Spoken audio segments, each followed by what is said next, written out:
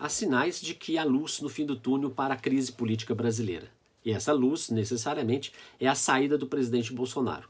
Mas que sinais são esses? Eu listo 5 desses sinais. Um é a cobertura permanente na imprensa britânica e alemã, as ameaças de boicote a produtos brasileiros no exterior, as manifestações de rua contra o presidente, ainda que incipientes, as posições firmes dos ministros do Supremo Tribunal Federal e, por último, uma rearticulação dos parlamentares não alinhados ao governo Bolsonaro. Pois bem, no primeiro caso da imprensa, sobretudo alemã e britânica, hoje nós tivemos uma longa reportagem do principal rádio alemã trazendo relatos sobre a reunião que nós tivemos acesso na sexta-feira. Eles destacaram, sobretudo, as falas do ministro do Meio Ambiente, um tema extremamente sensível à opinião pública alemã. Não é? Uma vez que essa opinião pública ela pode começar a pressionar o governo alemão e também os seus empresários a não fazerem negócios com o Brasil.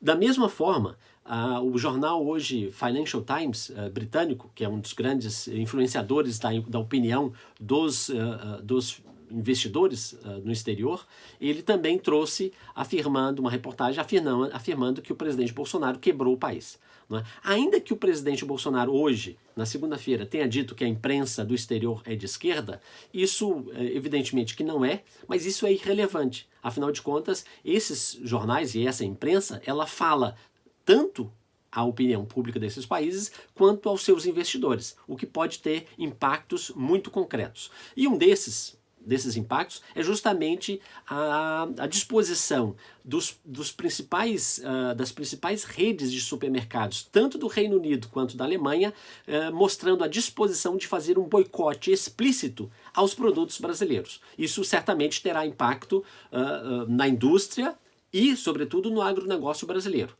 Tá certo?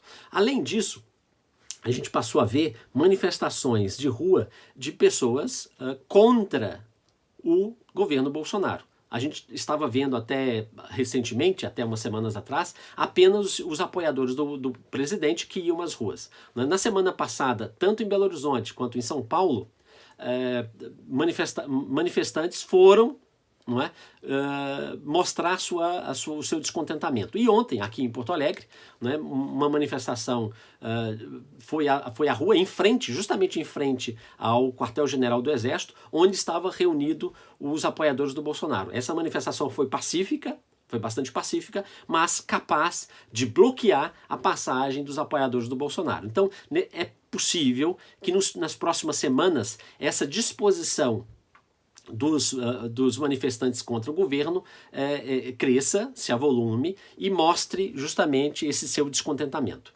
Né? Além disso, é bastante notável a disposição dos ministros do STF de se manterem guardiões da Constituição. Afinal de contas, o presidente Bolsonaro e o seu governo têm feito não apenas decisões anticonstitucionais, ilegais, mas têm feito também ameaças golpistas explícitas. Nesse sentido, é de reconhecer a posição firme dos ministros do Supremo, que não estão intimidados com essas manifestações golpistas que vêm do governo e, sobretudo, dos ministros militares que estão no governo. E, por último, cabe destacar também, e é bastante promissor, promissoras as articulações de parlamentares e partidos que não estão alinhados com o presidente Bolsonaro. E aí você tem partidos e deputados de várias correntes, né, que reúne tanto